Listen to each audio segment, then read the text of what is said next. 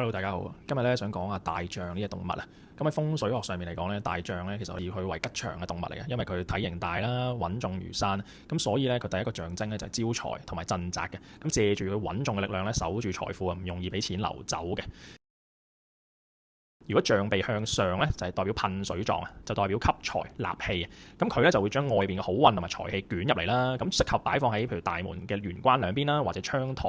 咁個面向咧向翻住門口同埋窗都可以嘅，主動出擊迎接財富嘅意思。咁如果象鼻向下咧，我哋叫灑水狀，咁代表守財同埋穩定磁場嘅。咁都似大象飲水咁樣啦，水咧就喺風水裏面嚟講咧，就代表財，咁所以向下咧就有可以幫你守住財富啦，賺到嘅錢好好守住，咁適合擺放喺客廳嘅財位啦，或者書台嘅後邊，咁象徵有靠山啊。咁特別有啲公司，如果你係本身冇房啦，或者呢張凳個椅背係比較矮咧，咁你亦都可以選擇擺放大象，形成一個靠山嘅。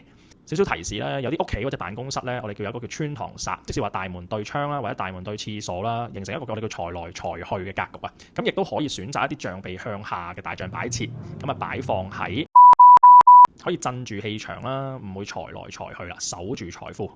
下次見，拜拜。